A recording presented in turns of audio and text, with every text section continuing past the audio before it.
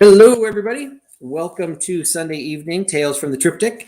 You are here on the Trusty Huckster Mercantile channel with an evening scheduled of Trusty telling the tale of Faberge Eggs.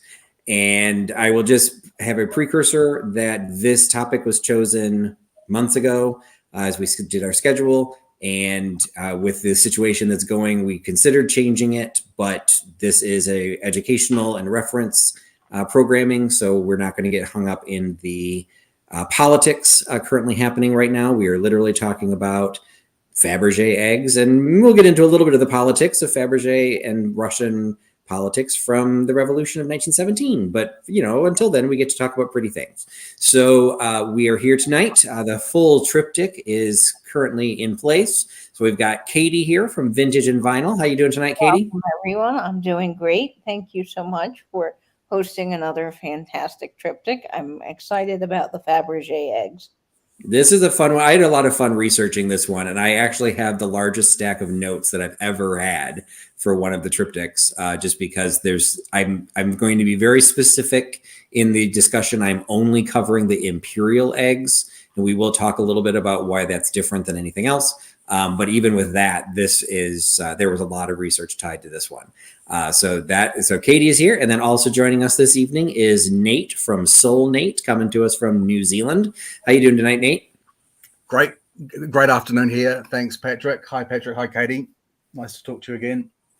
Excellent. So I appreciate everyone joining us this evening, and this is probably going to be a relatively full event or a full evening of discussion. So I want to go ahead and get things started. So we're going to start with how the House of Faberge started, and how it moved into this idea of these decorative eggs. So the House of Faberge was actually founded in 1842 by Gustav Faberge. So he founded it, and this is a monument that was hosted or built specifically for him. For some reason, they turned it into a table where other people could sit there. I never figured out the significance of that. But yay, if you want to have, sit down and get your picture taken with Gustav, you can go to Estonia and do so. But he founded the House of Faberge, and he did found it as a jeweler and as a precious jeweler, specifically for St. Petersburg. What's really interesting, and this goes a little bit into the culture and the development of the Russian nobility in the 19th century. So again, he founded this in the 1840s. If you look at this box, this is an original box from Gustav Faberge, which is different than the person who does the eggs. You can read it. And if you were reading Russian, you wouldn't be able to read it. And that's because the Russian court at the time, when it was founded by, or kind of developed in St. Petersburg by Peter the Great, he really wanted to replicate Western culture and particularly the French culture. So the Russian court spoke French, and Wow. the sales cases, these are buttons that were made by Gustav Faberge, 19th century gold buttons in an original Gustav Faberge box. They did it with with regular spelling, so you could read it in French. Now, it's also interesting to note, if you ever see anything from Gustav Faberge in the Cyrillic alphabet, and I will show you what that looks like in a minute, Gustav changed his name because his name was originally Faberge, ended with a G, and he decided it would sound more French if he added this GE on the end. So if you ever see, once I show you what the Cyrillic looks like, if you ever see something marked, it probably wouldn't have been while he was a jeweler, because he's opened his business as Faberge. But the name originally was a little bit different, and that's the French spelling of the word jeweler. So again, these were sold in Russia, and you can read it all. You don't have to know how to read the Cyrillic alphabet. But what I also found interesting is because they were specifically he made himself a French name. He's spelling his jeweler the way the French would spell it. And yet they never had a sales office in France. So this is what Faberge looks like in the Cyrillic alphabet. So you got F, A, B, R, J, E. So you get the cool J letter in there when you change it to Faberge. So this spells St. Petersburg. C is what it sounds like the S. It's abbreviated St. Petersburg. Moscow, Odessa, Kiev, and this is actually London. So that's where they had offices, nothing in Paris. So even though he made himself a French name and everything was, designed with a French ideal, they never opened an office in France. And I actually found that somewhat interesting. Yeah. But that was Gustave. The one that kind of matters for this discussion is Peter Carl. So Peter Carl Faberge was born in 1846. So in 1846, he was born to Gustave. He ended up, that is a picture of Peter Carl at work.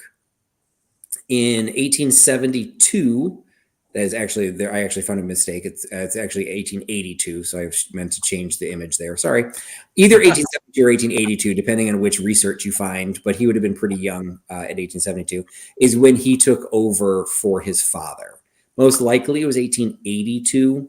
But in 1885, Faberge was named to the Imperial Court. They were named the jewelers to the Imperial Court. So it's kind of a big deal.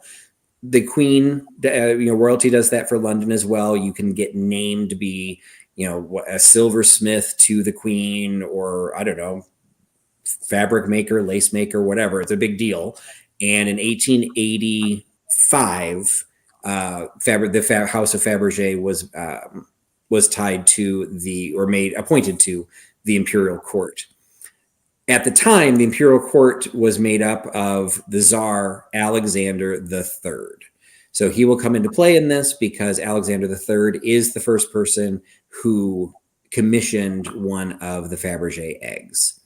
So in 1882, I've got my timings, my coins got a little messed up here. So we're jumping to 1885, appointed at the Imperial Court.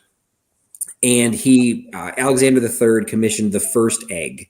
This was the first egg. And I'll go into more detail with this in a minute. But the first egg the idea for it came from actually a piece of jewelry that had been created in the 18th century that was for the Elizabeth Charlotte d'Orléans, Princess of Commercy. Now, I could not find anything that actually connected that person to the Russian court. It did move into the royal family, the Danish royal family, and there is some connections, which I also was unable to really decipher, that some of the eggs are specifically related to the Danish royal family. So whatever the connection, this egg was the first one that was commissioned, and the concept came from this piece of jewelry from the 18th century, from the 1720s. And it was designed to be given to his wife. So Alexander III gave the first egg to his wife, Maria Alexandrovna. Now, your little Russian naming history lesson, Ovna means you're the daughter of Alexander. Alexandrich means you're the son of Alexander. So you'll always find a lot of Ovnas and a lot of Itches. Ovnas are daughters, Itches are sons, and it's always the name of the father is what this was. So Maria Alexandrovna, her father was named Alexander. That's where her name comes from. Relatively straightforward, but that's also why people end up having all the same name, because they didn't have a lot of first name differences, and suddenly you were the daughter or son of a father that had the same name as 20 other fathers in the room. So, in 1895, the first Tsar, the first Tsar passed away in 1894, and in 1895, his son Nicholas II succeeded to the throne. He wasn't actually crowned for another 2 years. I also couldn't find any reason for that. But 1895, he picked up the tradition of giving eggs to his wife, but he didn't want to have his mother feel left out, so he continued to give eggs to his mother as well. So from 1885 to 1895, or 1894, there was only one egg given each year. And in 1895 on, there were 2 eggs given each year because the new Tsar gave it to both his wife and to his mother. So we're going to go through some of the eggs as they have. We're going to try and do them sequentially, but you'll see there are some years missing. Some of that is tied to war, and some of them are literally just missing.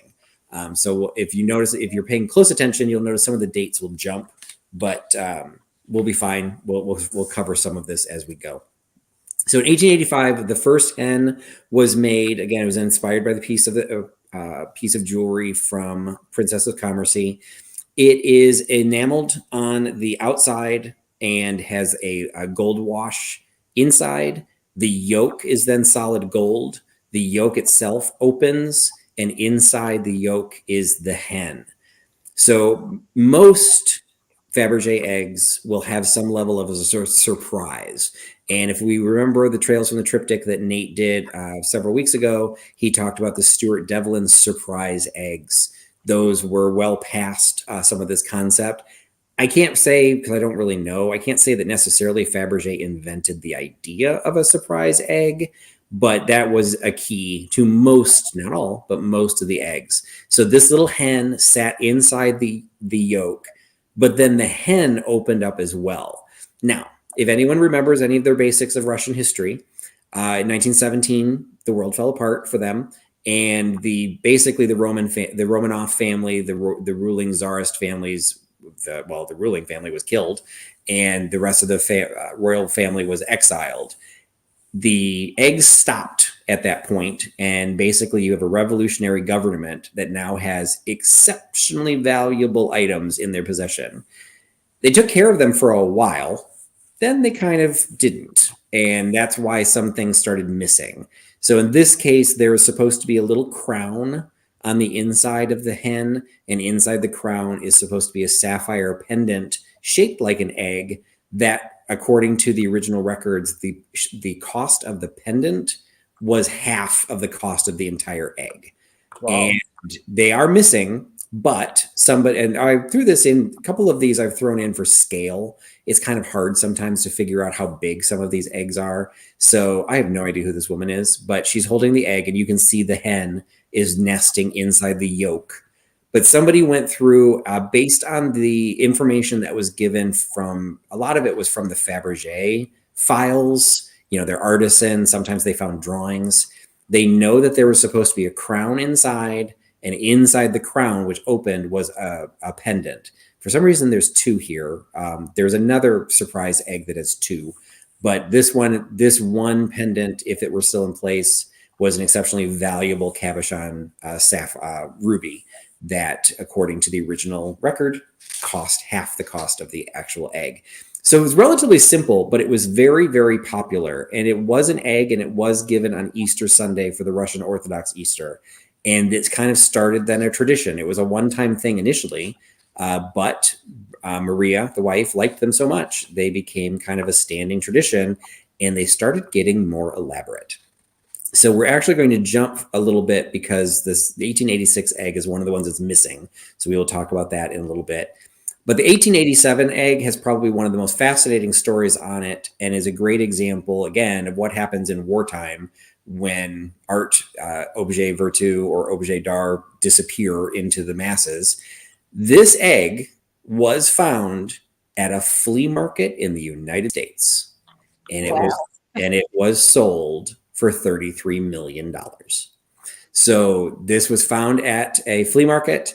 The description on this one is, you can kind of see there is a clockwork inside of it, which this was a Vasheron Constantine gold watch. Wow. Okay. Oh, I'm glad you recognize that. I'd never heard of that. So are you familiar with Vasheron Constantine? Yeah, I've heard of the name before. In the same breath as one would speak of Philippe Patek Yep. Philippe. Okay. Yep. Yeah, I've heard of Patek Philippe. That one though, I guess it's such a higher echelon. I'd not heard of it, but it's actually how the person who found it in the flea market, he bought it for scrap metal. He figured out it was gold, and he also recognized that these were true gemstones. So the stand has 3 cabochon sapphires, from which issue ribbons of small, brilliant cut diamonds. And then there's a. I'm sorry. Do you have a question? No, I was just amazed. Yeah. So he picked it up at the flea market in 2004 for $13,000 because he recognized it was gold and it had the jewels on it. It was actually when he opened up the watch and he realized it was Vasheron Constantine. That's actually how he discovered that what he had was an Imperial Egg. And so when the if specialists, I had to throw this picture in, when the specialist went to find it, or like basically tried to authenticate it, he showed up at the home and it was sitting on a counter next to a cupcake. So you can also use this to judge its size. So again, this is not, some of them get much, much bigger. So some of these initial ones are relatively small. So this one's about the same size as a cupcake. Doesn't mean that, some things, good things come in small packages. You can even see one of the headlines when it was found was this guy's house was next to a Dunkin' Donuts. Like that, they really put this guy as a Midwesterner. And it ended up selling in 2014 for $33 million. Wow. So I'm assuming that a cupcake or a donut is a standard unit of American measurement.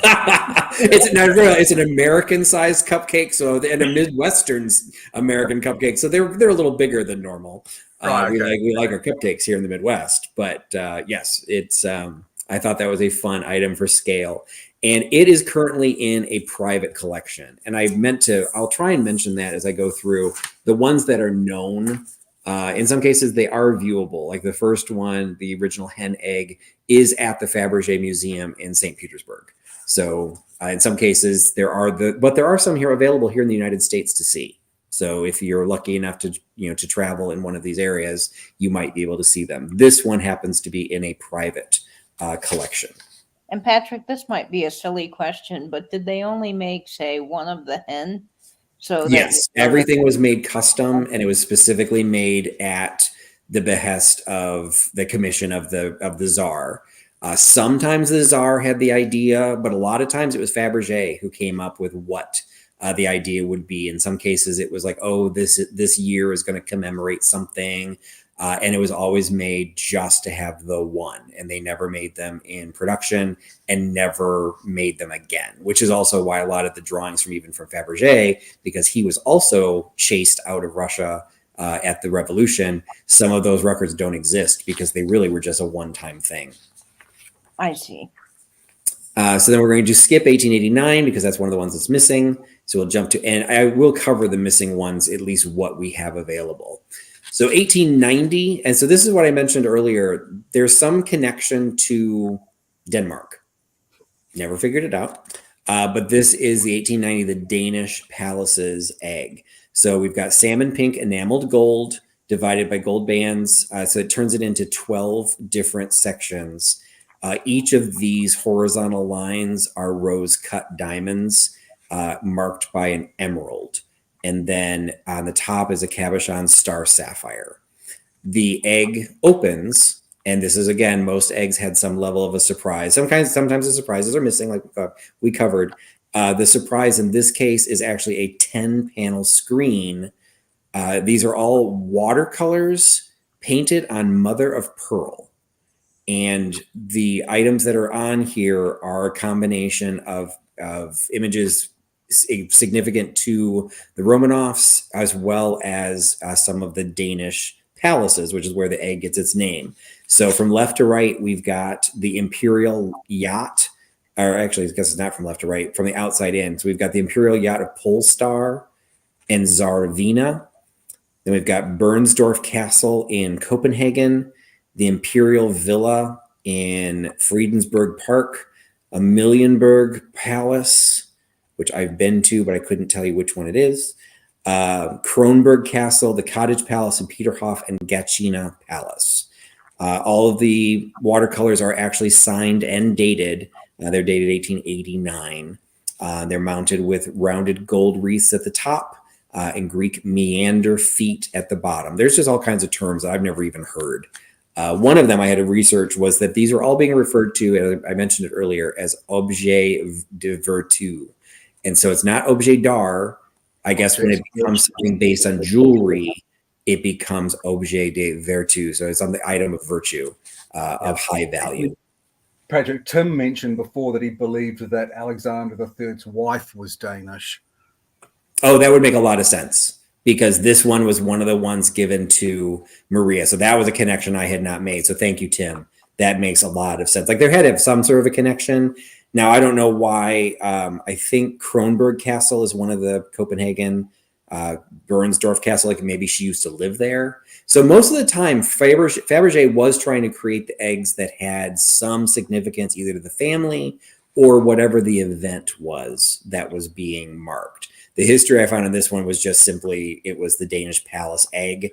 And even the note said it basically received all these things received their names typically well after they were given, because they were gifts. They were sitting on their desk and on their bedroom tables. Like, these weren't in museums. Some of them did end up going on display, but they weren't really named until they started getting sold.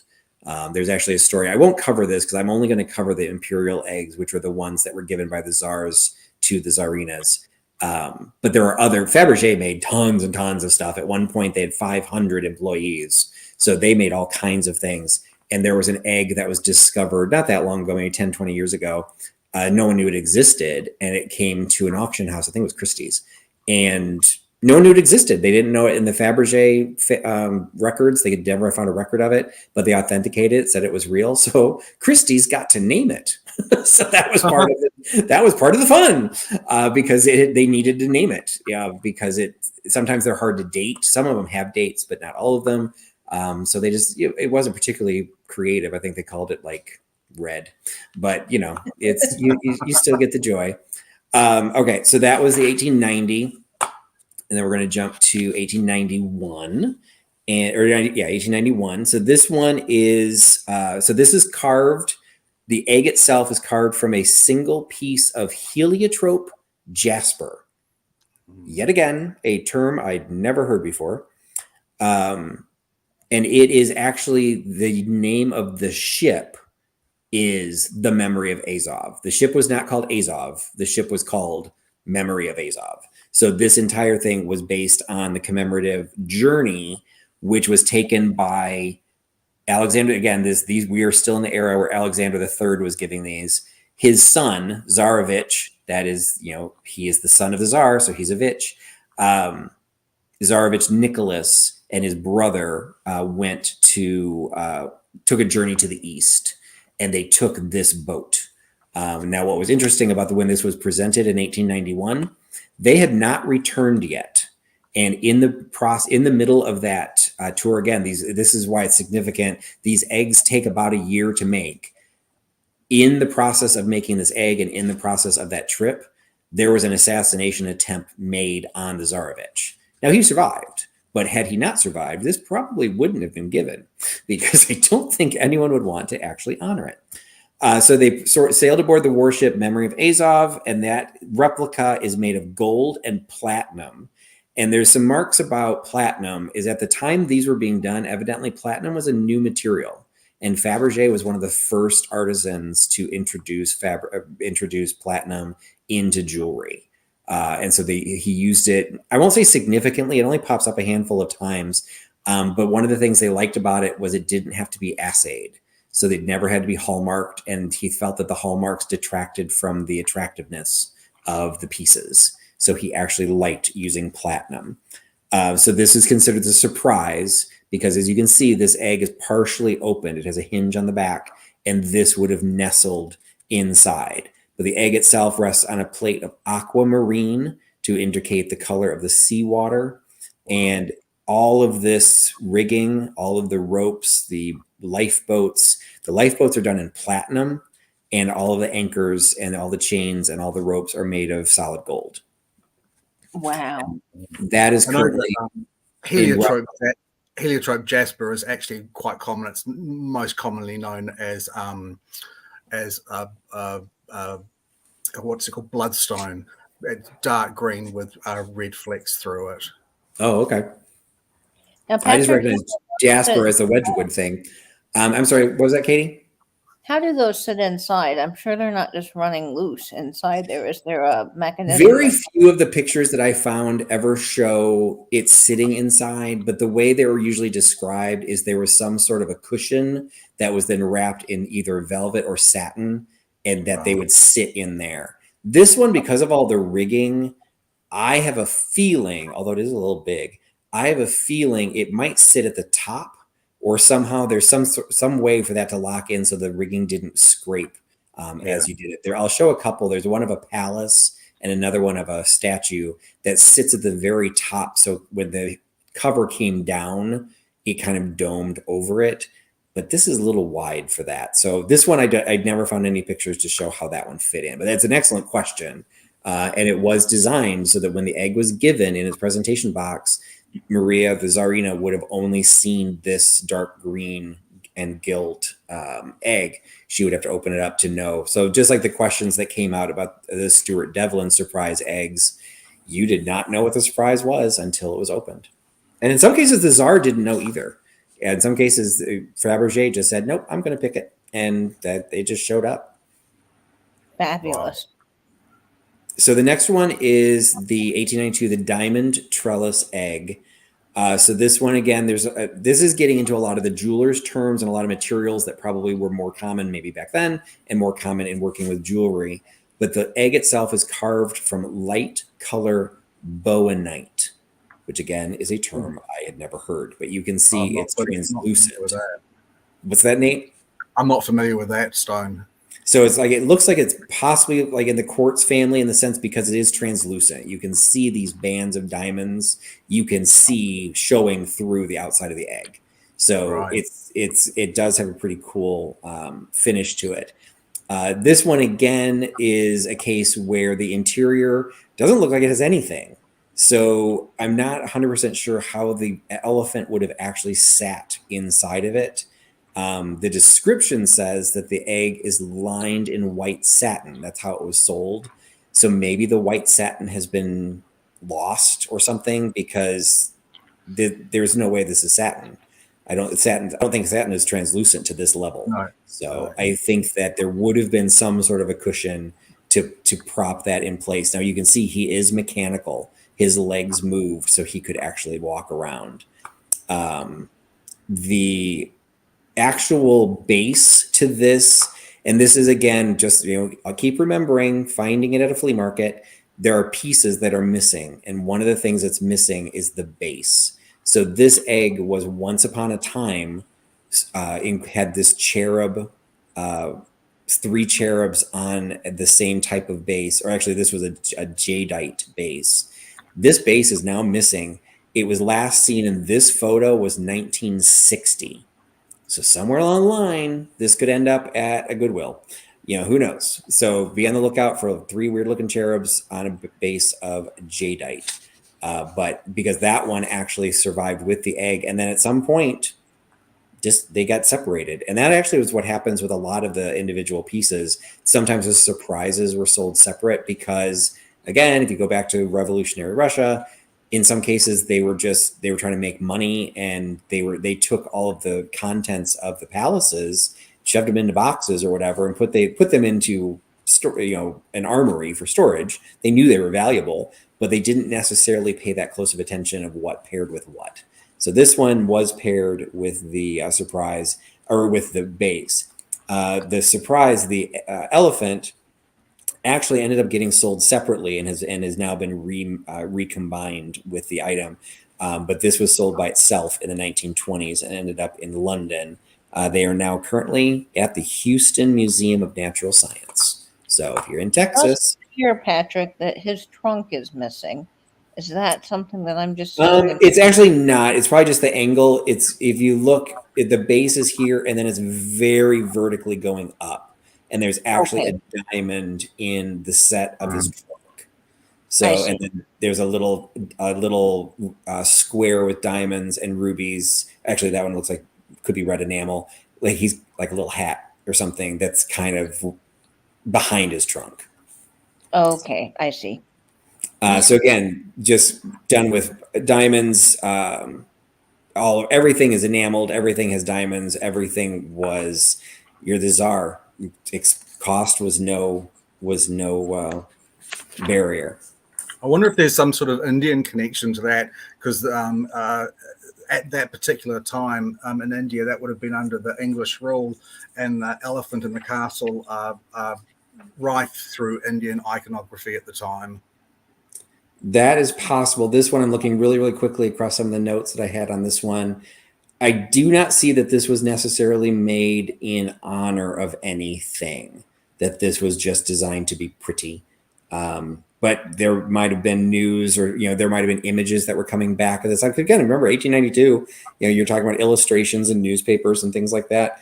Faberge may have just like, hey, I want to do something with an elephant, and he did.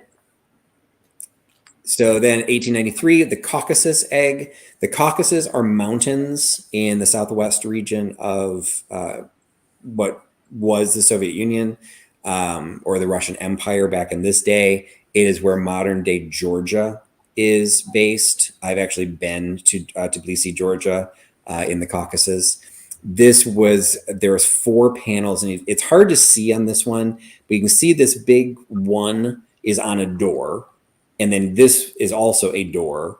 And then there's a door right here that you can see, like we're looking at head on, with this little image of pearls stuck on it. Each of these doors, when you push a button, opens and closes. And what this represented was they had a palace in the Caucasus Mountains, that this was the view north, south, east, and west from their palace. And when you opened it, when the doors were closed, each door had a number on it. And it spelled out 1893, the year that it was given. And it sat in a little stand. And this is also one that I found a scale image of. So you can see, it's a bad picture, but he's holding it in gloved hands. So you can see this is quite a bit larger than that first hen egg. So a lot of them got as they got more detailed out of necessity, a lot of them got bigger. And in some cases, when things like this, you're introducing mechanical aspects that when you push the button, the doors open and closed. Each of the paintings were miniatures done on ivory. So sometimes they were in ivory, sometimes they were in mother of pearl. This one had, and the palace was the Abostaman Palace. It was in the Caucasus. And so swags of roses in colored gold tied with diamond set platinum bows. So again, a use of platinum. This one is at the Metropolitan Museum of Art. 1894 was the Renaissance egg. This was the last egg given by Alexander III because he died in the fall of that year in an assassination. I guess it was an attempt because it worked. He had many assassination attempts on his life. He finally was killed in 1894, and they built the Church of Spilled Blood, was built on the site of where he was murdered. So if you're familiar with St. Petersburg, there's a very elaborate onion-domed church that was built on the site of his death. This was the last one that he gave. This one, the egg itself, is agate. So, and it rests on an oval gold base. The egg does open. So I had to find another picture to show some of the other images. So you can see there's lions on the end, to make it look more like a casket. 1894 is spelled out in diamonds on the top, and you can see the beautiful red guilloche enamel that it's sitting on. Head on, you see the lion. Did this one doesn't? I guess I don't have a picture of it opened. This one did not appear to have a surprise. It was just a casket, or if there was a surprise, no one knows what it was. So that was the 1894, again, last one that Alexander III gave. So he died at the end of 1894. So by 1895, Nicholas II had become Czar. He was not crowned for 2 more years, until 1896. But this was the first one. So you'll see 2 every year. So Alexandra is his wife. So the Rosebud Egg was the first egg that he commissioned specifically to give to his wife. So again, we've got red enamel over guilloche. It has a miniature portrait of Nicholas II at the center. The surprise was this yellow rosebud. The yellow rosebud is opaque enamel, yellow enamel with a light green enamel on the stems. The rose opened also. And inside was a crown made of rose-cut diamonds and 2 cabochon rubies. The crown and the rubies were found last year. Wow. What had happened was, again, things got kind of mixed up, and somewhere along the line, a non-imperial egg called the Lapis Lazuli Egg had these 2 surprises put inside of it. and they started doing the and you can see this is a good example. You can see the velvet lining at the top, so you see the same thing underneath it, and that's how the rose sat inside. But you can see the hallmark smacked right there in the front. Amazing. They found the cabochon ruby, and they found the crown in the lapis lazuli egg. But based on the notes from some researchers, again, in 2021, like this stuff is still being figured out, they suddenly discovered that those two pieces were in the wrong egg. Now, I couldn't find any reference to say what happened to the lapis lazuli owner, when he found out that he or she found out that suddenly the pieces he had didn't belong inside his egg. But it suddenly makes this egg much more valuable once the surprises come in. But we're already in the multi-millions, so how valuable does it need to go? This was then the first egg that Nicholas gave to his mother. So he wanted to continue the tradition, which was very nice. And so this one, though, changed form, and you can see became a clock. So this one is covered in translucent blue enamel, and the gold bands are set with small rose-cut diamonds.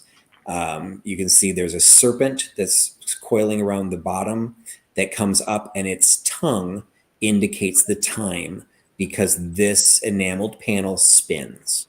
So the clockwork mechanism is horizontal, and it actually turns the clock here, and the tongue is what actually indicates the time.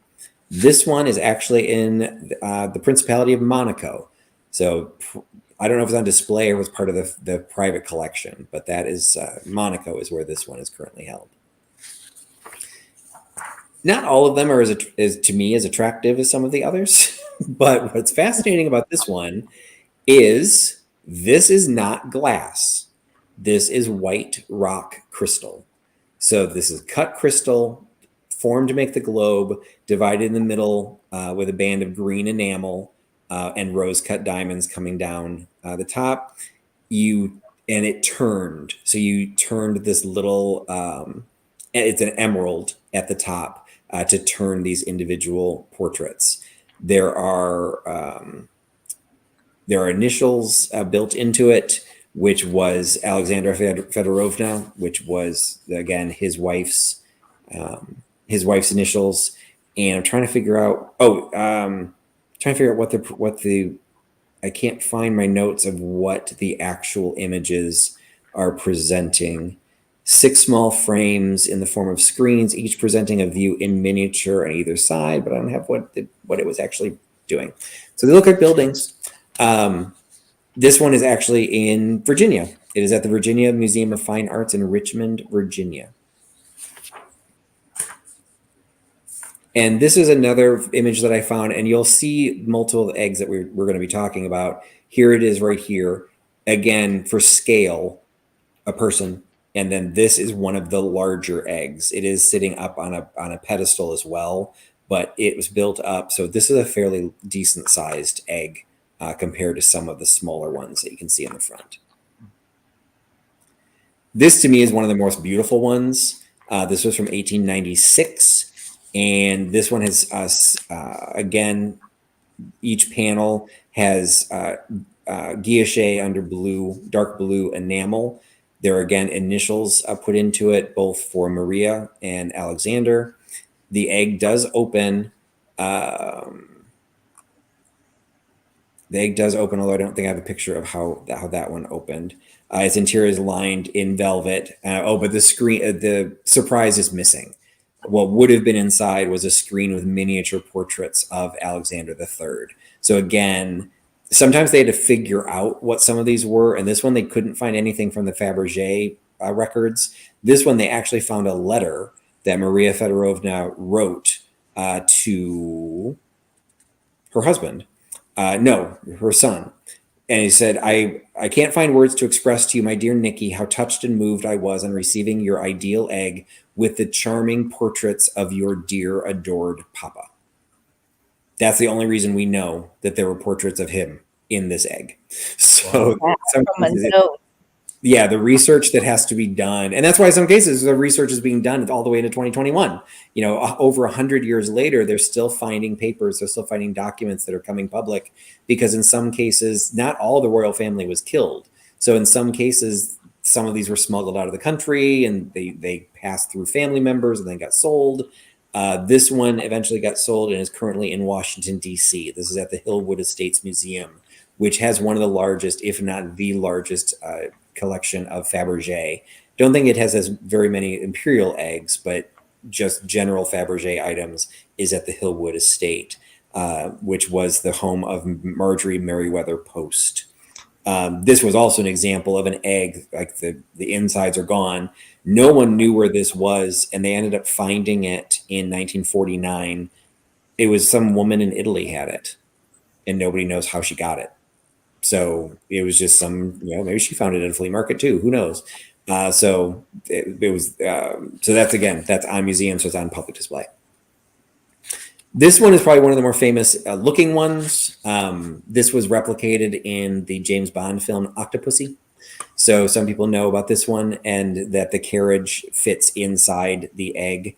Another case where, it's kind of funny that Nate just did an entire Tales from the Triptych last week on enameling, and almost every one of these eggs has some level of the most beautiful examples of enameling that was done. What is also interesting to me is this little image here is the Imperial Eagle done in black enamel, which we learned last week didn't exist until the Japanese figured it out. So they figured it out before Faberge needed to start doing it, but who knew that black enamel was a difficult thing to do? So it's enameled in yellow, applied with bands of green gold, and I also do a little digging on that because I had never heard of green gold. Oh yes, green gold. Now, of course, Nate's heard of green gold. I haven't, so I'm learning with you. So green, okay. I said I wasn't going to ask any questions because that makes me sound cocky, but you're sounding cocky yourself. So what's green gold, Nate? I'm not sure what they actually put in as an alloy to make it green, but it's the same as you would. I believe they use copper to make rose gold. And we won't talk about rose gold, but we'll be talking about red gold. And that also is copper. It's just the highest percentage of copper that can go into it becomes red. And green gold is silver, cadmium, or silver and zinc. Right. So, I couldn't find anything that specifically talked about how Faberge used it, but that's how jewelers do green gold now. Silver and cadmium or silver and zinc. So anyway, each of the black enamel set with a single rose cut diamond is mounted at each of these intersections of the gold bands. So then the coach is gold and enameled with red.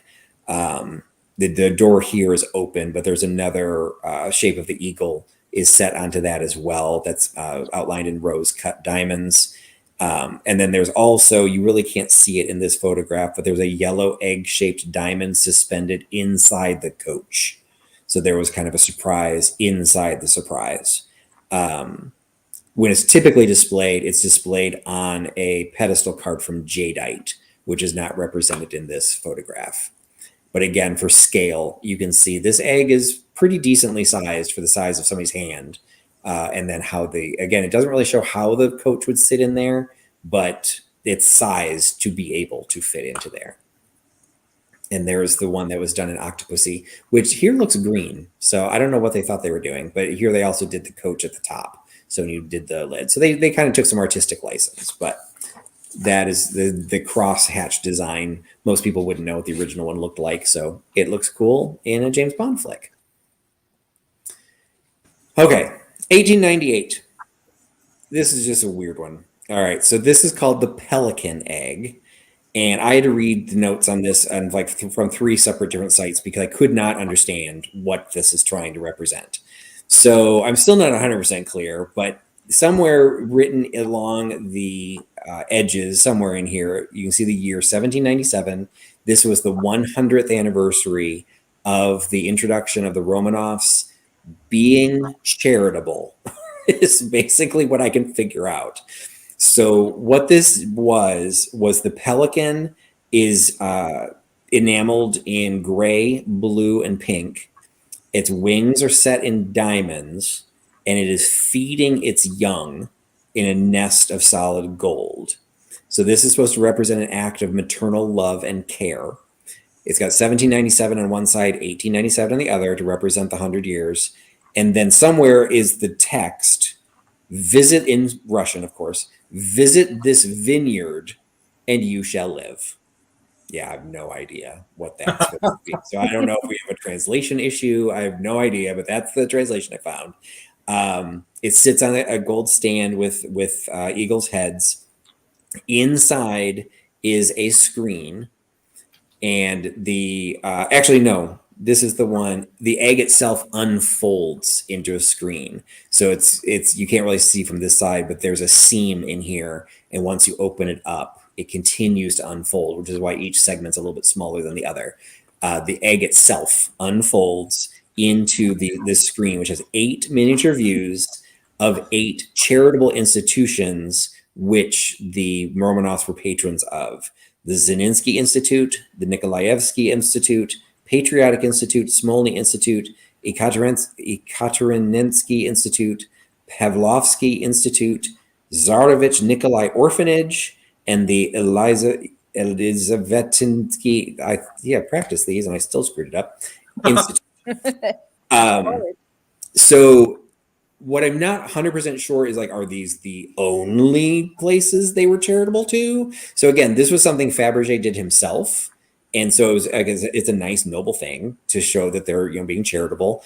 I just don't understand the significance of these 8 specific and I don't even know why they're all institutes. Like, one's an orphanage, what exactly they all were. But I guess with the Pelican, it's probably some sort of health or child charity that they were part of. And this is another case where these miniatures are painted onto ivory.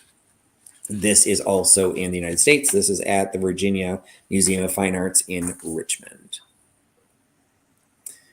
Lilies of the Valley egg is also a fairly well-known egg that gets illustrated quite a bit. This is also at the Faberge Museum in St. Petersburg.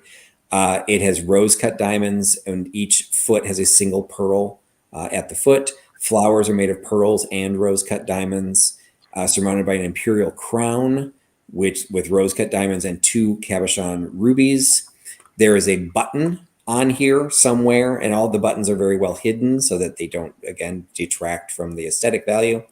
And when you push the button, the crown lifts up, and you have 3 small miniatures that fan out. So you can see this is the size of the hole. So these would, once it starts going back down, these push into each other so that they will slide back in. So the egg itself doesn't open. The item actually kind of pops out of it. And those are all framed in rose-cut diamonds as well. And again, this was 1898. So this is Emperor Nicholas II. And at that point, they had only 2 children. So this is Olga and Tatiana, or Olga and Tatiana. I don't know which is which. But they only had 2 kids at that point. They were desperately trying to get a son. But at that point, they only had 2. And that's who Faberge decided to put in the egg. Pansy egg, again, not one of my favorites. Wow, I love that. What's that? I absolutely love that. Well, excellent. Well, that is made of nephrite. And this was... nephrite. I'm sure Nate could tell us all about it. No, please. I can't tell you all about it. There's been a discussion in the chat about serpentine, nephrite, and bowenite types of jade. And apparently they are all found here, and I've never heard of bowenite before. Okay. So this is dark green nephrite. The flowers are gold with diamonds and solid white, red, green, and violet enameling. This one also has a surprise. And the surprise kind of has 2 surprises. So each of these little pendants is actually kind of like a locket that is also mechanical. So all of these are the initials of members of the royal family. And this is kind of extensive. Like, this is brothers of the Tsar and Tsarina, uncles, cousins, because at this point they still only had a couple of kids. Why they all got put on here, I haven't figured out, but whatever. Some people like their families. And you push a button and all of these either open or they flip. And I could not find a single image that showed the portraits, but every initial that is on here is a portrait of a family member that when you push the button, the portrait is of that family member. So it's kind of like a little built-in picture frame, but at a very small scale. So again, this is the Pansy Eggs. That's what it looks like. You can see it down here. It's not very big. So that easel with that heart fit inside of that. So those little lockets are tiny. And so the miniatures are even tinier. But that is what the surprise was. And that is currently not available for on display. It is in a private collection here in the United States, but it's in a private collection. And then this is the 1899 Bouquet of Lilies. Again, we have another clock. This one, the stems of the florals are made of green gold, and the flowers are actually made out of agate. It is on a fairly substantial pedestal. You can see it actually still has the clock key to wind the clock. And this one has an arrow that's coming up the top, a jeweled arrow that again is anchored while the enameled and diamond encrusted center portion turns. So again, the clock works. So they did a handful of these for the imperial family. There were many others that they did for the public. Because again, if you consider at this point, the royal family was getting these eggs. Well, everyone in the Russian court was like, ooh, those are kind of cool. We should do those too, because we want to be just like the Czar. And so they couldn't get the exact same piece, but they could get a Faberge clock. So the Faberge clocks, I'm not going to say they're common by any means. They're still rare and very, very valuable. But there's only a handful of them that are considered imperial. And then at some point they start just abandoning the shape of an egg at all. They just like, whatever, it's Easter. We can make whatever we want. But this one, they made still an egg with the clock mechanism. And that one is also in Russia. That's in Moscow. That's at the Kremlin Armory. All right. Then we move to the Cockerel Egg. So this one is, if you think back, and this is exactly what it was inspired by, the little automaton, this little bird at the top, this lid comes down. And when the clock strikes, or when you push the button to do it manually, the lid flips up and this little bird pops out and sings and moves around and it opens its beak. So at the touch of a button, a lid at the top of the egg springs open to reveal a cockerel adorned with real bird feathers set on a platform. It crows and flaps its wings, then returns to its compartment, and the lid closes. So in some cases, again, we're still at 1900. Some of these eggs, as much as being beautiful, is they were mechanically sophisticated, and so they could entertain people because they didn't have things like this. It is enameled in the description on the invoice says it was violet. This looks very, very purple to me. So I don't know if if it's just a lighting thing or violet had a different definition in 1900. I've seen a number of English boxes that have that same mechanism where the flap opens and the bird dances around, flaps its wings, and there are little bellows inside that make tweeting sounds. I've seen certainly about 10 or 12 examples of those that always sell extremely well. Yeah, because I mean, if they're still functioning, they're fascinating. And you can see here's a little push button to make it work, which I found it fascinating that the push button's way down here to make that mechanism work, which I just think is like a sophistication in and of itself that they didn't just do it right next to it. Now, what is the repair for some of these eggs, Patrick? Because I'm assuming that with pieces missing and some of them getting separated, that there might be issues that need to be fixed. How do they go about doing that, or have you found any research on that? The only thing that I found on one, I think it's coming up, and I think hopefully I highlighted the note. I think, yeah, I did. They found reference to a color of it when it was given, and it is now a different color. And they looked into it and they realized that the enamel had been damaged. And there was a discussion during Nate's talk last week that you really can't repair enamel. So they re-enameled it and they changed its color. So there are things that they've had to do to fix some of these. When you get into the clockwork mechanism, I would assume that this just goes into just like that, the name that Nate knew that I won't be able to find in my notes quickly enough. The Vasheron Constantine. Thank you. That you would have known clock makers or specialists that would be able to take the setting out. Same thing with the automaton. Like at some point, there's just a mechanical mechanism.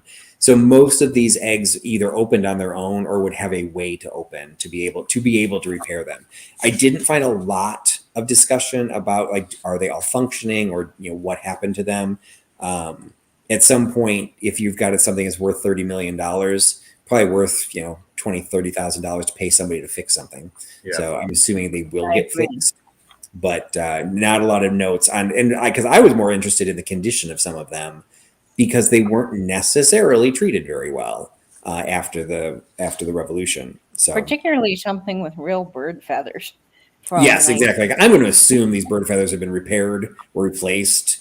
You don't see them very well in this picture. I should have found another picture just of the bird, but at 100-year-old bird feathers, I can't imagine they'd still be in place. And at some point, this would have been knocked around enough that the mechanism probably needed to be repaired. But yeah, that's actually a really good question. I can't say I found a lot of discussion on that one. This one is also in Russia, but this was in St. Petersburg at the Faberge Museum. This one, again, Faberge did a lot of things to commemorate items. So this one is the commemoration of the Trans-Siberian Railway. So you literally have a metal plate. It's silver-plated metal. It's not even solid silver. Silver-plated metal engraved with a map of Siberia. And what it referenced was the connection of the western borders of Russia, which St. Petersburg, they're technically parts of Russia that would have run a little bit farther west, but that was one of the farthest west ports, and all the way then to the eastern border, which would have hit the Pacific Ocean alongside Japan. So they introduced the train in 1900. So silver applied with borders of green and red gold. So again, we've got green and red gold in this one. So the red gold is just like rose gold, except there's a higher percentage of copper put into it to give it a higher red color. And this one has a surprise. It is this is the kind of to scale. It actually has 5 railway carriages.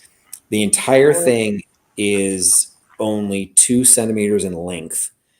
And each of these, there is a ruby lantern and diamond headlamps. Pulls a train of 5 railway carriages. 5 insane detail. With windows. And so all of these openings have windows of rock crystal.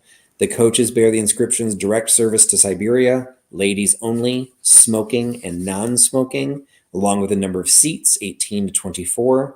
And at the very end, which unfortunately I couldn't find a picture of it, there is a chapel car, which was modeled on an actual traveling chapel built in 1896 and dedicated to St. Olga, the namesake of the emperor's oldest daughter. This is also on public display in Russia in Moscow at the Kremlin Armory Museum. But ruby, diamonds, gold, and the fact that those windows are actually rock crystal, I'm fascinated. Yeah, amazing. The basket of flower eggs, 1901. This one was designed in such a way it did not have a surprise because it did not open. So this is one of the ones that did not. It is decorated with 4,100 rose-cut diamonds. A bouquet of wildflowers of different colors made of variously colored enamel. The year of 1901 is set in the side in rose-cut diamonds. This is the one that has been repainted. The original references, this base was the same color as the egg. And so this has been, it was damaged and was redone in a blue enamel instead of the oyster colored enamel of the egg. That is in the Royal Collection. So probably not on public display, in the Royal Collection in London. Wow. And again, for scale, you can see this is one of the larger ones. You can see her hand is at the base. So you've got a pretty decent size on that one. This is one of the ones I was talking about before, that when the lid closes, it protects the palace. So the palace can lift out, but it's kind of sits at the top of the egg. So it still has a velvet lining. Yeah, I guess so it doesn't jostle around. But this is the Gatchina Palace egg. Again, this is given to, each of these is showing who they're given to. This is given to the mother, and this is where she was residing after her husband's death. So it was her favorite palace. So this is where she lived. It's enameled in white, partitioned with tiny pearls. So each of these are real pearls going all the way around. Inside is a meticulously executed miniature replica of the Gatchina Palace. You can see, unfortunately, I didn't find another close up of this one, but there's cannons in the yard. There's a statue of Paul the First. There's vegetation. Like, they just did an amazing job making this one out. This is in Baltimore, of all places, at the Walters Art Museum. 1902 is Clover Leaf. It is this one, actually, I found fascinating in the descriptions. No one used the term plique jour, but that is exactly what these green clovers are made out of. They were calling it stained glass enamel or window glass enamel, but thanks to Nate, we all know it's actually called plique jour. So the ones that are not enameled with plique jour are filled with rose cut diamonds. Unfortunately, the surprise of the egg is lost. Actually, I show this one. When you open it, you can see the date. So 1902 is filled in there, and you can kind of see there was a surprise, which was a piece of jewelry. And in 1991, they found references to what was inside of it. And what was inside was a 4-leaf clover piece of jewelry, which they still have not found, but they found a photograph of Alexandra wearing it. So this is a very close, this is the only photo I could find, but a very close-up photo of the 4-leaf clover that was inside that egg. This one is the Empire Egg. Wow. And there's some... That's amazing. Yes, and there's some discrepancies on this one. There are some people that do not feel this is an Imperial Egg, or that this, they know that this egg existed, but that this may not be the one that was presented to Maria Fedorovna. There are different arguments about it, but it's freaking impressive. And in general, it is being maintained as an Imperial Egg. This one, I don't have the note of where it's on display, but this one also, the egg, you can see there's a little bit of a seam that kind of runs down here because it also opens. And this one has a portrait of the inside of Nicholas and Alexander III and Maria, because this was given to Maria. So it activates a hinge to spring open. So it's hard to tell on this, but this is the inside of the egg. So you're seeing the inside of that because it's now swung open, so you can see the portrait. And so it's oyster guilloche frame with gold mounts. The egg itself and the columns are also Siberian nephrite. Now, nephrite, so the inside of this looks like malachite. So I do not know the difference between malachite and nephrite, but malachite's another big Russian green stone. Form of jade. All right, 1903, the Peter the Great Egg. So this one is, again, these have panels on them, again, painted in watercolors. And also on the very top, there's another black enameled eagle. It does open. And when you open it, you can see a statue of Peter the Great on his horse. If you follow my Instagram channel, you saw another portrait picture of this. I have a souvenir statue of this. When it was made, it was, if not still, it was the largest image or our largest bronze statue being supported by the smallest square footage of area. This entire statue is being supported by the horse's 2 feet. So it was quite the engineering marvel at the time, but it is a statue of Peter the Great. The inside of this, I don't think this one lifted out. So you can see the inside of this is not cushioned, and there's a reference that it's enameled in yellow. And then it sits on a plate of gold with the replica of Peter the Great. The rock is black stone, assuming basalt, and the figure of the emperor is made of chased gold. Rock bears the inscription "To Peter the First from Catherine II, summer 1782," which is when the original statue was built in St. Petersburg. The egg itself is in Virginia at the Virginia Museum of Fine Arts in Richmond. 1905. Moved on to, actually 1906, the Swan Egg. This again, we've got enameling. This one does show the surprise. You've got a mechanical swan, which normally would sit inside this little basket of flowers. The flowers are white, yellow, and gold, and pink gold. White, yellow, and pink gold, framing a block of aquamarine. So that's aquamarine to look like the water. It's a mechanical swan made of silver-plated gold, and when you wind it up, its wing lifts up, and that's how you wind it. When you lift up its wing, wind it, once wound, the swan spreads its wings, wiggles its feet and tail, and proudly raises its neck and head. Wow. That is incredible.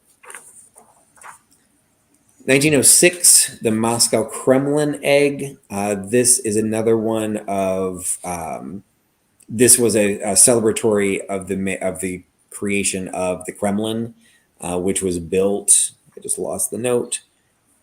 It was old at the time this was made. I can't remember what this was made. But anyway, translucent white enamel topped with a golden cupola.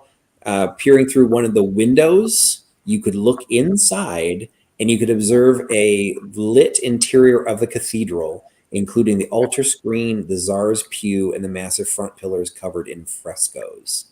The base of the red gold is comprised of 4 towers, which represent the Kremlin in Moscow. The egg contains a musical mechanism that, when wound with a golden key, plays the magical cherubic melodies, which is part of the Russian Orthodox Easter service. And this one, I wanted to find a scale image of it because it's massive. Yeah.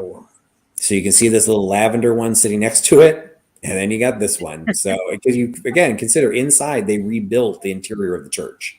So it had to be pretty large. So it's large and in charge for sure. Absolutely. So it's still like kind of representing an egg, but we're starting to move away from, we don't need to make it look like an egg. And so there will be more changes as we go. But that one is also in Moscow. That's actually at the Kremlin, our Armory Museum in Moscow. Rose Trellis Egg this was to celebrate the 3rd birthday of Zarovic Alexei in the royal succession. Even though they had 4 daughters, none of the daughters could become the Tsar or Tsarina. It had to be a son. The women that we know that were Tsarinas, Elizabeth and Catherine the Great, they actually became Tsarinas by military coups.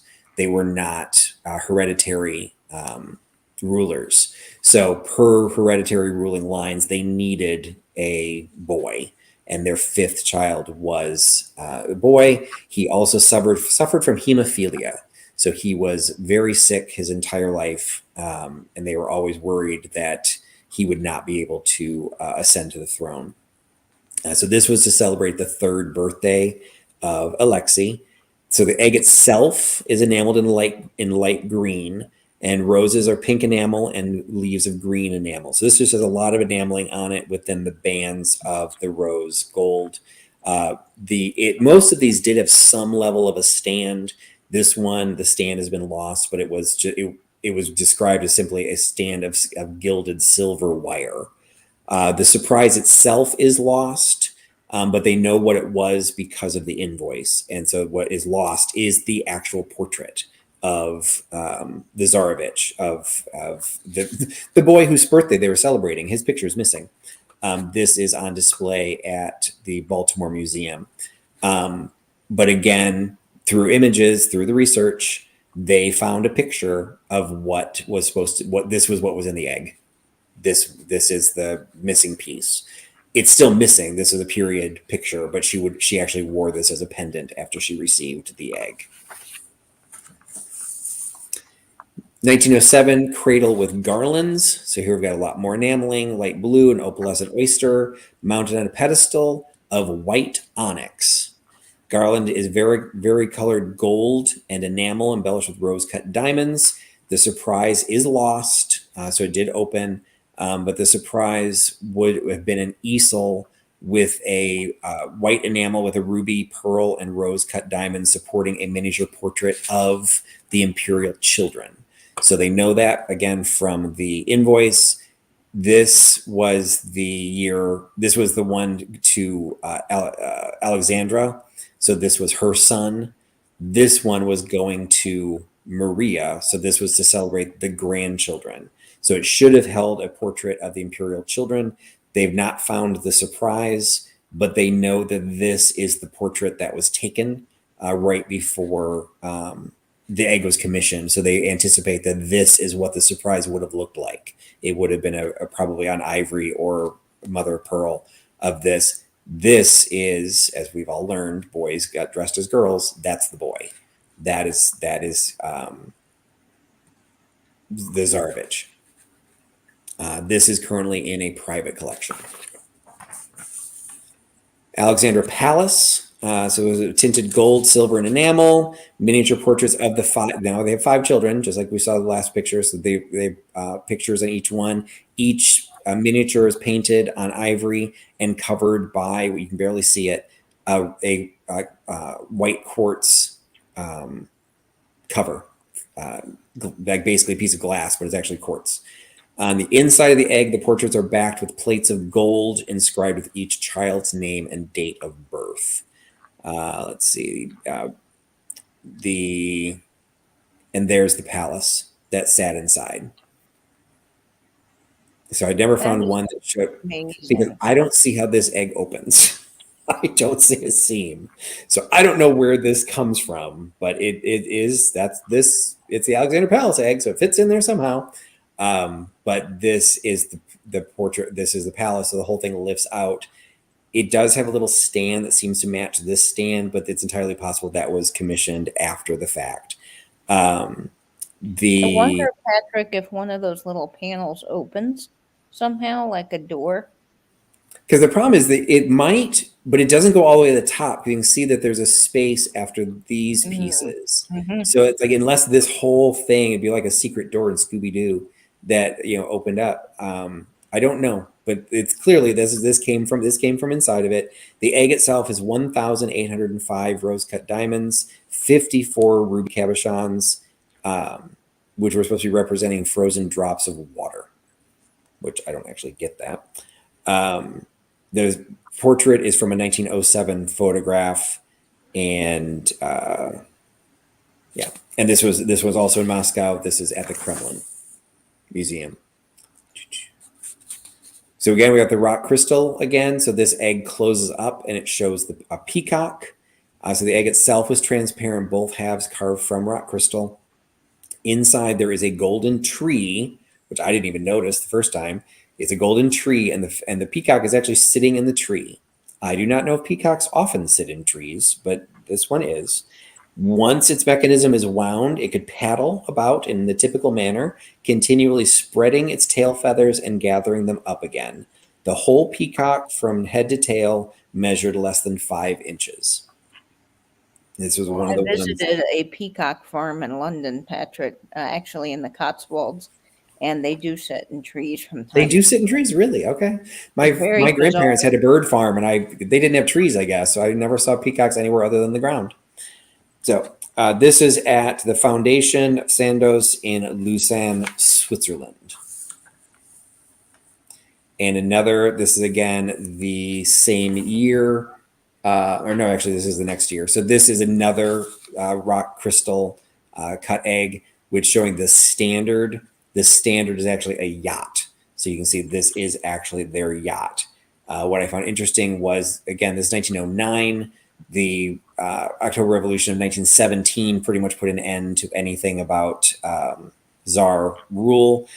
The yacht was used as a minesweeper after after the revolution.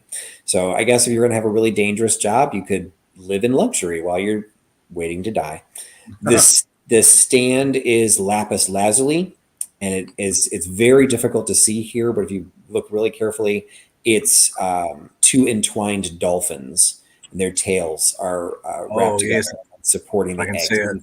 Yeah, so you can kind of see the twist. You can kind of see the dolphin's eggs, but without or heads, but without the description, you'd never know that that's what that was. Rock crystal and lapis lazuli with thin enamel is what decorates the rest of that piece. The Standard at the time was the largest ship ever built in in all of Scandinavia.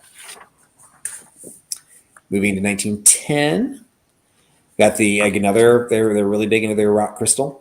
This one's another equestrian statue, but this is one that went to his mother again. This is actually the image of Alexander III.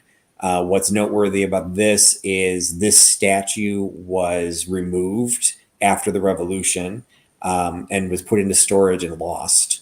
And it was actually just put back out on display. So for a while, this was the only reference anyone knew that what the statue looked like. It's got 1,300 rose-cut diamonds, one large diamond.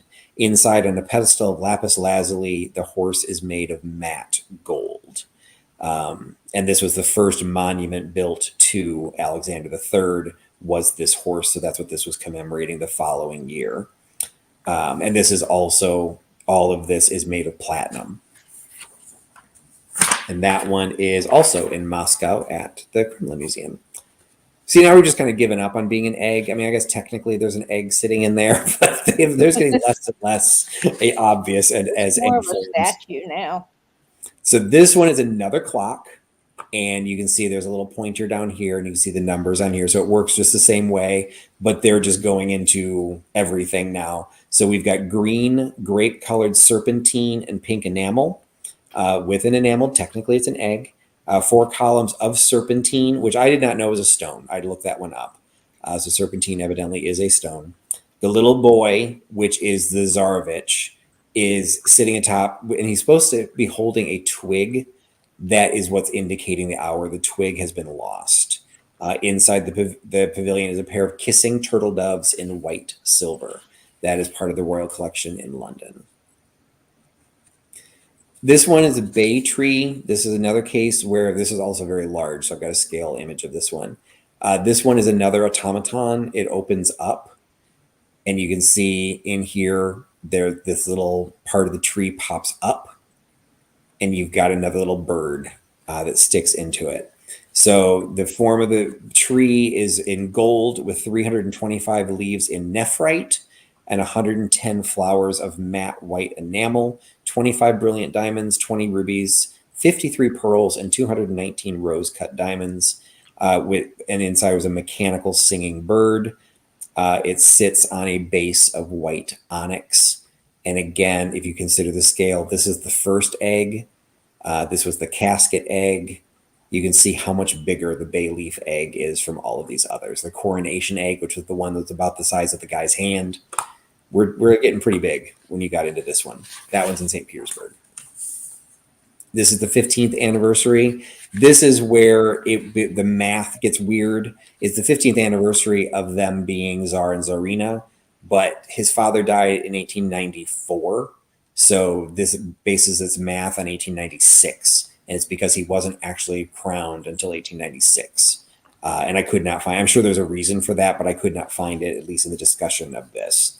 929 rose-cut diamonds, 1 brilliant diamond, 1 large rose-cut diamond, and this one has 16 miniatures painted onto it. And they are, and this is the only egg that actually combines personal images with architectural historic images. Usually it was one or the other. So this one has members of the royal family, as well as significant buildings from St. Petersburg and Moscow. And actually a couple others international. The Peace Palace in The Hague is on there. The bridge of the Emperor Alexander III in Paris So Paris built a bridge in honor of the assassinated Czar.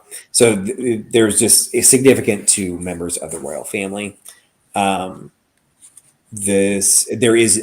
does not open. There is no surprise, and each of the images are surrounded by diamonds.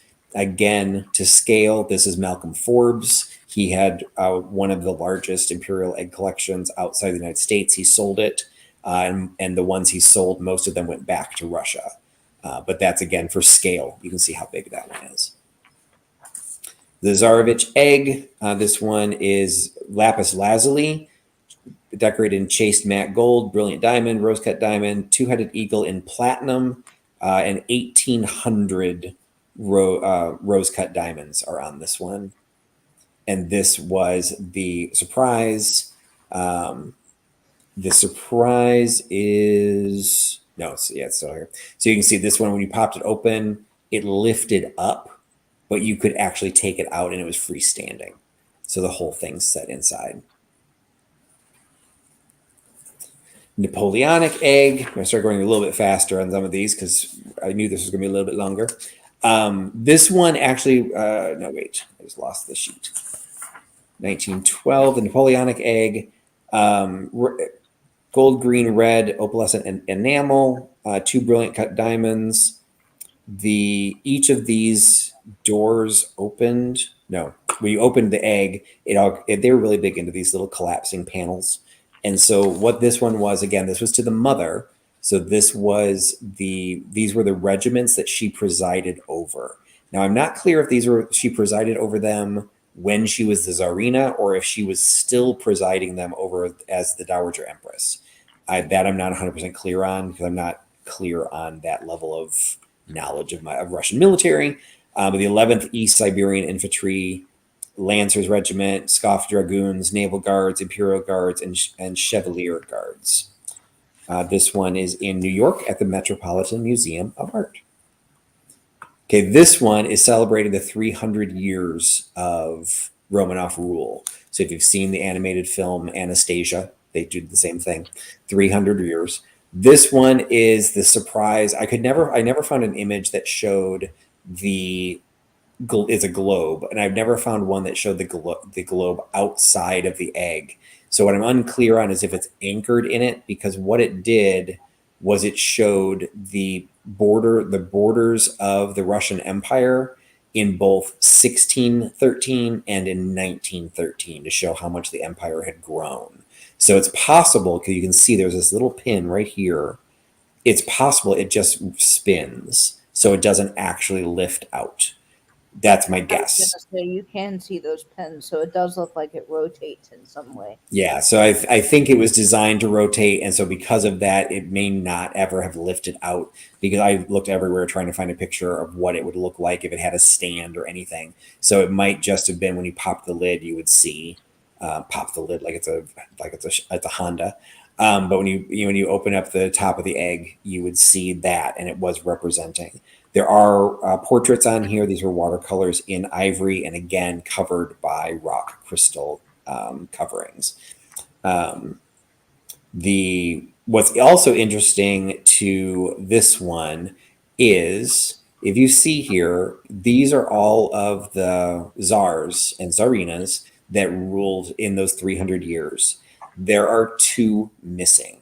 And so this is getting into the minutia of Romanov rule. But if there's one of my favorite mini series, and you can get it on Amazon Prime, is Young Catherine, and it covers this. And the two that are missing are Ivan IV and Peter III, and both of them are surrounding the accession to the throne of Elizabeth and Catherine the Great. So they were all within the 4 years. Ivan was a child and he had a regent. They never let him take he technically ruled for like a year, but he was a child at that time. So they had a regent, they got bumped out, and Elizabeth took over. And then Elizabeth's nephew, Elizabeth was the daughter of Peter the Great. Elizabeth's nephew was Peter III. He is also not represented on here because he was insane, and he ruled for 186 days, but Catherine the Great was his wife, and she had him killed, and she became the Tsarina. Go So Catherine. that is a little fascinating history of the Romanov rules. Then we've got one of the most beautiful ones. This is the winter egg. What's unique about this one is, and not necessarily unique, but is relatively rare, and I think is the only case of any of the imperial eggs. It was designed by a woman. The egg was designed by Alma Peel, who is the daughter of one of the Faberge jewelers, Oscar Peel. And she did a bunch of eggs that had this snowflake design, and the snowflakes are all diamonds. So it's an egg made of rock crystal with snowflake designs and rose-cut diamonds set into the crystal. So they're not mounted on top; they're actually set into it. So it just gives a beautiful network. And this egg, again, open, you can see there's a seam that runs kind of diagonally across this picture onto its base. This basket of flowers sits into it. This was one of the handful that actually has a record of its being sold. It was sold in 2002 for what was a record at that time. We all remember the Dunkin' Donuts, 33 million, but this was before that. 2002 was sold for 9.6 million, which is equivalent of $15 million today. The egg is the surprise is a platinum basket covered with rose diamonds with a white quartz and nephrite leaves. And Mel in the chat is recognizing that name because Alma was Finnish. And she also says that her grandfather, August Holstrom, was Faberge's leading jeweler. Oh, excellent. One of the notes I have on her is that the Peels were also often commissioned by Emmanuel Nobel of the Nobel Prize world, which Nobel is Swedish or Finnish. I think that's Swedish. Very interesting. All right. Then we've got the Catherine the Great eggs. We've got some new terms, which I'm sure Nate will be able to define for us. These medallions were painted en grisé. Care to take a stab at it there? Nope, not heard of that term, sorry. So it's French, grisé, Grisaille. It is basically a portrait or a painting that is done in gray scale or white scale against a solid ground. Wow. So it pops up a handful of times, but not super, super often. So this one is a chased quarter-colored gold with fretwork in the style of Louis XVI over an enamel ground, 8 medallions painted in grisaille, over a pink ground in the theme of arts and sciences. 1,000 rose-cut diamonds, 509 pearls, 1 brilliant diamond covering the monogram. So at the very, very top. This is actually has an interesting story because the surprise was lost, but it was described. It's a mechanical chair, mechanical sedan that is pulled by 2 individuals that are wound. As they move, you can see there's wheels at the bottom. This was found and was sold in 1971. The egg was sold in 1971, but this surprise was sold in 1985. And not that long ago, they finally tried to put the two together, and they discovered that this didn't fit. So This is not the surprise that fit in this egg. So for some reason, there were 2 surprises made that had similar descriptions, because based on the description, inside the egg was a chaise à porter in enameled gold, windows of rock crystal with an enamel figure of Empress Catherine II seated inside. It is borne by 2 mechanical blackamoors worked in enamel. So fits this description pretty well, and everyone thought they were the same, but when they tried to fit it inside, it didn't fit. So technically the surprise of this egg is still missing, and they have a bonus surprise that they can't figure out where it came from. So this is another one that's that surprise with that egg for now, or are they now separated? They are still separated because somebody paid millions of dollars for this and somebody else paid millions of dollars for the eggs, and they're like, nope, I'm not giving it to you. So right now they are separate. This one was the most expensive egg commissioned. So all of them were getting more and more expensive. I did try and do some currency calculations, but imperial rubles, there is no inflation calculator to base that on. And when I did some of the math, the earliest inflation currency calculator goes back to 1913. So I'm getting into this era. It meant that some of these eggs were only cost like $7,000, which that can't be.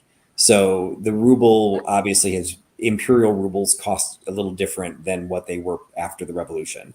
So it's a little hard to know exactly what these cost, but compared to everything else, this is the most they paid. At the time, they paid 28,000 rubles. And in comparison, the Catherine the Great egg I just showed was 26,000 rubles. So about 10% more expensive. This one does have the surprise is still there. Also in grisaille, another portrait. The egg bears an engraver's mark of G. Faberge because this was actually celebrating his father's centenary of his birth. So Carl Faberge put his father's monogram inside instead of the regular Faberge. Has 5,300 stones, 1 moonstone, 329 diamonds, brilliant diamonds, 775 rose cut diamonds, 682 pearls, 3,500 emeralds, rubies, sapphires, chrysolites, topazes, amethysts, and almandines. And I thought an almandine was a cookie. So that's all of these are individual mosaic stone pieces. So overall, there's over 10,000 pieces in this egg. Holy cow. And again, for scale, you can see how large that one is. I also love in that picture, Patrick, how the light's coming through and hitting those stones. You can really see it so well. Now, if you're paying attention to our years, we've entered 1915. So we're getting very close to the end of times for them. But we're also in the middle of the war. We've entered World War I. Europe was already in World War I in 1914. So the last egg was still pretty luxurious, but by the time we reached it in 1915, they became significantly simpler. So where the last egg was the most expensive egg done at 28,000 rubles, this is one of the least expensive for 3,600 rubles. So this one it's actually a triptych, and that's what they call it, the Red Cross Triptych Egg, because when you open it up, there's the 3 pieces of the triptych. So I thought this was very, very appropriate. But this is what the egg looks like when it's closed. When it's completely closed, this should come first. It seals to show a enameled red cross. So this is the Red Cross triptych. 2 relief crosses in red enamel with 2 miniatures of the Grand Duchess Olga and Tatiana, and 3 icons of the Resurrection of Christ, Saint Olga and Saint Tatiana, which were the saint names of the 2 daughters. This one is at the Cleveland Museum of Art. Another, this is the same year. We're both in 1915. So again, we're honoring the Red Cross.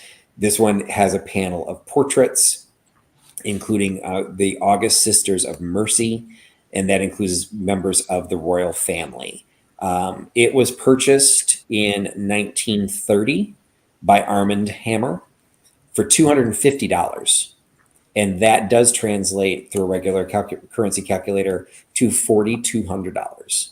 That's all he paid, which I find fascinating. It's a simpler egg, but even look at that, like that guilloche done under that enameling. This is just some beautiful stuff. Now, one of the things that was also happening at this time was the members of the Faberge factories were going off to war. They didn't have as many men working, so some of the eggs had to become simpler. Here is that egg. So again, size-wise, you can see that big spinning one with the portraits, the Pansy egg over here on the corner. It's relatively small compared to some of the other ones. Order of St. George, again, much simpler. This one, the purchase price is unknown, but it features no precious stones. There's no mechanism and no complicated mechanism, and there's no surprise. And most of it's just because they didn't have the money. I don't know so much the money, but they didn't have the resources to have workers work on it. And the Romanovs felt that it was probably a bad form to spend a lot of money while members of the country were dying. It does still have a simple mechanism that you could touch the button and it pops open the portraits that are on both sides. This is also noteworthy that it was a portrait of both Nicholas II and the Zarovic Alexei. So screw the other 4 kids. So this went to Maria. So this would have been Nicholas's mother, Alexei's grandmother. This was the only egg that she kept in her personal possession in her bedroom. So she kept it with her until she had to leave the country in 1919. And this is one of the ones that she did leave the country. And when she died in 1928, it passed to a family member. The family member then sold it in 1976 to Malcolm Forbes. And I didn't note it earlier because I have it written on this one. Forbes did end up reselling to a Russian businessman 10 of the Imperial eggs that he had in his collection. I do not know if that was his entire collection or if it was a specific set of 10, but he sold those 10 eggs for $100 million. Wow. So that was what, so some of them were less impressive than others, but you got the average going there of $10 million an egg. And I had the Russian guy's name, and unfortunately I can't find that note, so I do apologize. And again, we are now a year before they're killed. And so we're in 1916. We are very simple. Couldn't have much simpler than this. This is literally this steel military egg. It's still beautiful. It still has a surprise, which is a watercolor on ivory. It's a wonderful piece, but there's no precious metals. There's no sophisticated mechanism. There's no stones. There's nothing special about it. It kept it very simple. And again, this one, as we got to the end, the purchase price is unknown on this one, but most likely was again on the lower end of the cost mechanism. So this one was in 1920. So that was that. That was that one. The 1917. Now we're in 1917, the year they died. So it's also the year of the revolution. So for a very, very, very long time, everyone assumed there were no eggs for 1917 because why would there be? These would have been issued in the spring. Again, these are Easter eggs. As it turns out, after doing a bunch of research, they discovered the drawings for the 1917 eggs, and there were 2 of them. One of them is the Constellation Egg, and it was supposed to represent the constellation that was in the sky at the birth of the Zarovic. This is what they found. So what had happened was in 1925, one of the Faberge family members with the brilliant name Agathon Faberge, basically gathered up all the stuff he had, the reports, the papers, like all the stuff that people were doing research on, and he donated them to an academy, and it went into the possession of A.E. Fersman. And they were in his possession for a very long time before someone realized that this drawing was this egg. So it wasn't finished, but it would have been another clock. And you can see kind of somehow of what it was done. Some of the cavities have already been filled in with rose-cut diamonds. There was a reference in a journal saying that there were cupids that had already been completed for it, but nobody ever found the cupids. So this is in the possession of the Fersman Mineralogical Institute in Moscow. So it's an incomplete egg. All right, then we get to the missing eggs. We'll go through these pretty quickly. So because most of these we have no idea what they look like. So this was the very second egg. So the first one was that white egg with the gold yolk. This one was a hen of gold and brilliant diamonds picking a sapphire egg out of a wicker basket. That's all we know. So they never found it. It was moved in 1917, again after the revolution. It went to the Kremlin armory, and then it probably did get sold or stolen, but it's entirely possible it's still out there and people don't know what it is. The next one is one of my favorite, and the whole reason I wanted to do this triptych. This is the 1888 Cherub with Chariot Egg, and I knew this story. I don't know where I first heard about it. But this picture was taken in 1902. This was the display cabinet. They did an exhibition of the Imperial Eggs at the Von Dervis. It's the Von Dervis exhibition. I have no idea where that was. So they created this etagere, and this is filled with imperial eggs. There it is. It's down there on the bottom. This is the egg that's missing. And here in the reflection, you can see the picture of the cherub. So they know that it existed in 1902. And then they found a reference, and I don't understand the connection. Maybe somebody in the chat does. There's a reference that a Lord and Taylor catalog in 1934 offers an item for sale that matches this piece. It says it's a miniature silver amour holding a wheelbarrow with Easter egg made by Faberge Egg. So in 1934, somebody who had a Lord and Taylor catalog could have bought it, and nobody knows where it is now. So wow. that one's floating out there, and I just love the fact that the way they know it is from a reflection. Is fascinating. Yeah, I just loved that story when I heard it the first time. I was fascinated by it. This one is the Necessaire egg. Again, the descriptions, they know what was supposed to be in it would have been the articles of a lady's toilette, and they would have all been made in solid gold. This was a picture that was taken of it once when it was sold in the 20th century. And it's now missing. No one knows where it ended up. The photo was found in 2017, but the photo is from the sale of the Wartski collection in London in 1949, and then it sold again in 1952. So it's been missing for 70 years.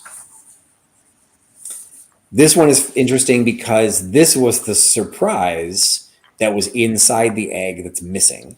So this one was it was referred to as the Mauve Egg, and so the mauve enameled egg had 3 miniatures, so the miniature survived. But other than the fact it's mauve enamel, no one knows what the egg looked like.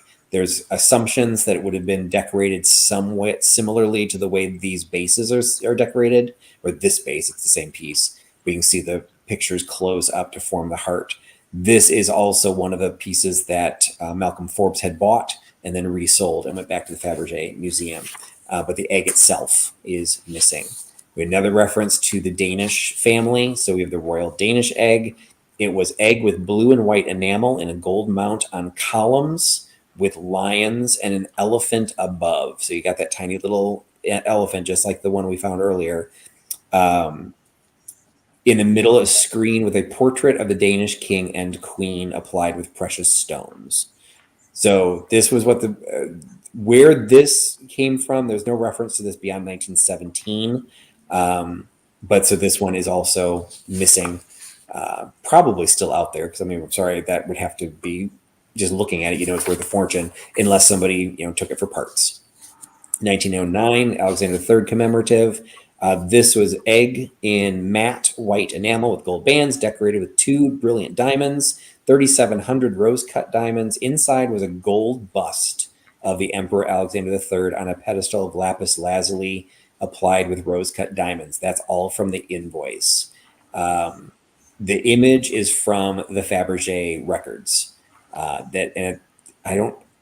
guess that is a picture. I thought it was an illustration for a second, but I guess based on that background, it's a picture.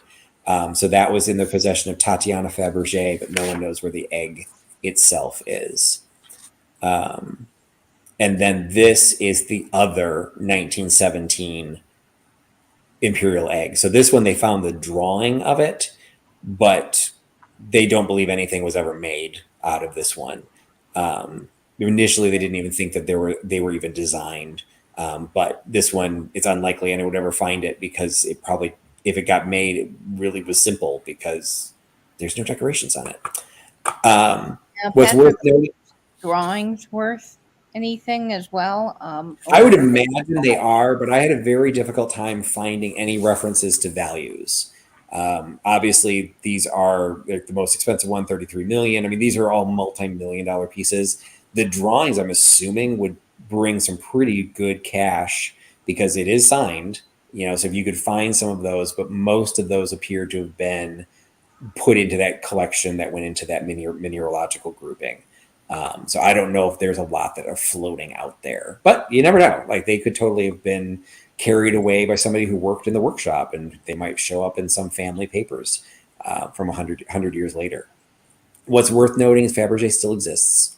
So they still manufacture eggs. They still manufacture jewelry, so they're still a specialty jeweler that does still exist. They just are, of course, are no longer making Imperial eggs. And that's it. That is the all 50 of them. Again, there were 2 years with the war; they weren't made at all. Then some of the World War One, they were simplified. But between all of those years, there were a grand total of 50 that were actually created. 6 are known as the missing Imperial eggs, and then the 2 from 1917 are kind of in their own little category. So hopefully people find it interesting. I loved researching this one. I'm afraid some of the data got dry, and I apologize for that. But hopefully you liked the eye candy because they were fun. Yeah. Yep. I think everybody in the chat, Patrick, was just drooling over each one. I mean, every time you'd pull up one, I was like, "Oh, look at that! That's amazing!" And you can get. I actually should have pulled it up. You can get. My daughter has one. Like these eggs. I don't even know what those are made out of, but they do still do guilloche enameled eggs that look like a Faberge egg, and you can get them as pendants. They're not. They're in the hundreds of dollars. You can also get solid gold ones that are more, but they're not artificially expensive. That is prohibitively expensive. So it is kind of a fun item to have. My daughter and our family went to Russia, and so we bought one. So it is kind of a cool thing to have. So they are available, but there's nothing like some of these individual eggs. Like this one to me is probably my favorite. I just find this one beautiful. There are so many different ones. I actually have some Faberge eggs that aren't obviously those worth millions, but you can buy a set of Faberge Christmas tree ornaments. And my grandma purchased those probably back in the 70s, I would imagine, and tucked them away. And we now put them on our family Christmas tree every year. Fun. Well, it's actually what I found interesting when I was trying to find, there was a handful of sites that I use a lot of, but as I was finding things, there were some places that did replicas of these that got pretty detailed, so that they're in the thousands of dollars instead of hundreds of thousands. So they weren't using as precious materials. But, in some cases, they were making replicas of some of the surprises and everything, even the ones that were missing.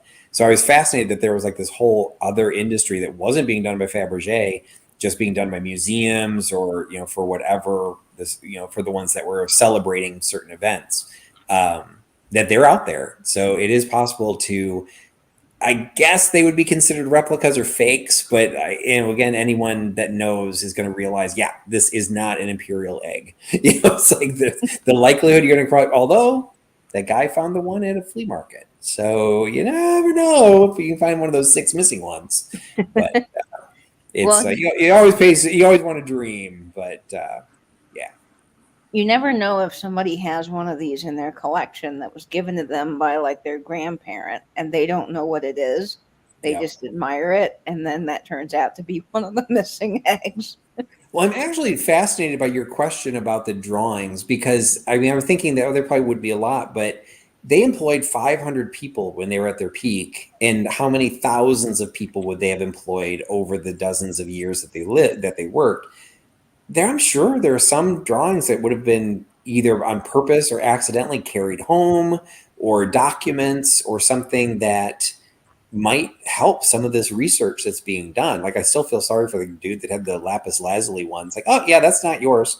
But that's all research that people are still just finding things. There's digging through archives and, finding like that one description. Oh, what was in this egg? Oh, here's the little letter that says, hey, I love that picture.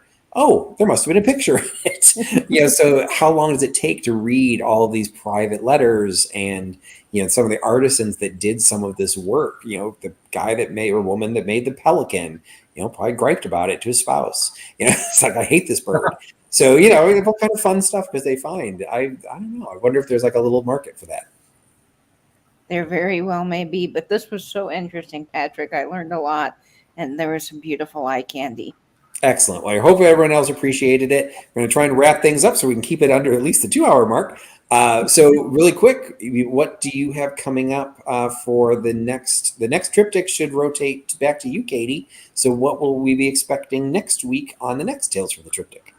Well, I am very excited about the next triptych because I am going to talk about all things Jell-O.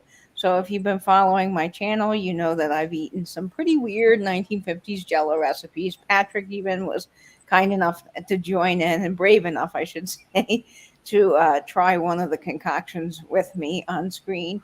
And so I'm going to be talking about the history of Jello and Jello collectability, because there actually is quite a few Jello items that have quite a bit of value in the advertising world. And I think that will be incredibly interesting and fun, and you guys can have some laughs along the way with some of the weird and wonderful wacky recipes from the 50s.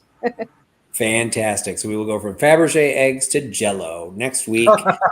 So that would be, let's see, oh wow, we're already moving into March. So what will that be? That's March 6th. Yes, I believe it's, March So 6th. Sunday, March 6th at 8 p.m. Eastern, and that'll be on Katie's channel, Vintage and Vinyl. That'll be the next Tales from the Triptych. So thanks everyone for joining in to the live chat. And if you're watching the recording, appreciate it if you've made it through this long. Hi, thank you. And hope you all enjoy the rest of the triptychs. Head into my playlist, and you can find the rest of the Tales of the Triptych, as well as the duo dives and the Trusty's vintage deep dives, and find out even more information on even more things. So thanks again, everyone. Have a great night. Thanks for giving us your time, and thanks for putting your trust in Trusty Huckster. Bye, everybody.